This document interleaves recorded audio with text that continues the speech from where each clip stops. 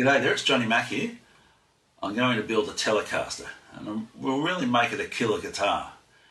Now I've got a lot of parts, but I've got to buy a few, but let's see how we go about it. Okay, so about a month back I bought a Telecaster body. I got it really cheap, $45. It's a Sycamore one. I guess I bought it because, you know, I have a lot of Telecaster parts sort of hanging around, including a neck. In fact, I've got two necks. It's already pre-painted, this neck. I've also got some Alnico pickups, a Bigsby style tremolo. I've got the scratch plate. I've got a bridge.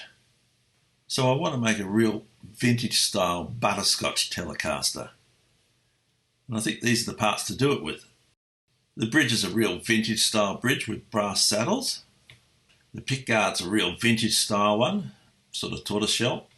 I can't remember where I got the pickups from, but they're sort of a vintage Alnico style, but they're cheap. So let's see what they sound like anyhow.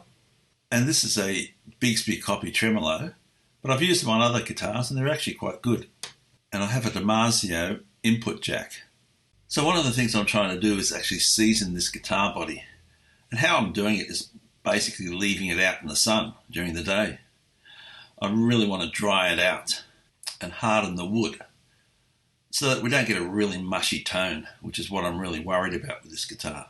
This body seemed to be really sort of soft, it did. And look, if it's not a bit harder, it's not going to get any resonance to the tone. And it's just going to be a waste of time building this thing. Air drying seasoning takes about 2 or 3 years, but it takes 2 or 3 weeks, I think, in a kiln. But I'm leaving it out in the hot Sydney sun and also in the window of my house, which gets hot northerly sun. So I'm hoping, say, 2 or 3 months it'll be okay. I damaged the back of the guitar. So when I got this guitar, it had some glue marks on it. And I thought it was probably water-based glue. It sort of looked like that to me. So I tried to clean it off with a damp rag, but the wood on the guitar body was so soft and it just absorbed the water and changed its shape a bit. So hopefully we can sand most of that out. Let's wait and see. I got this neck for about $45 too. Either $40 or $45, I don't remember. And it's all pre-painted. And they've done an absolutely beautiful job on it. It's spotless. There's no runs or anything. It looks nice and straight, and the frets all look good. So I'm really happy with this neck. And it's the right colour. It looks a bit orangey here, but in real life it's just right.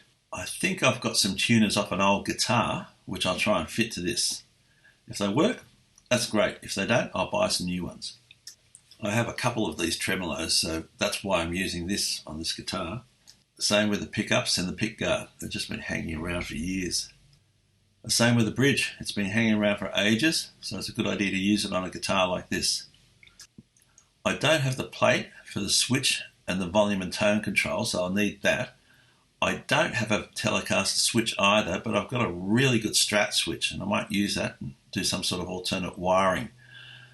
And I have lots of volume pots and screws and nuts and bolts and things, so none of that's a problem. So I'll have to put together a list and go and get everything else I need. Look, it will take me a couple of months to finish this guitar because I really want to do it right. And it really means making sure this body is properly seasoned and getting everything just perfect. Anyhow, I'll give you another installment next week. See you then. Bye.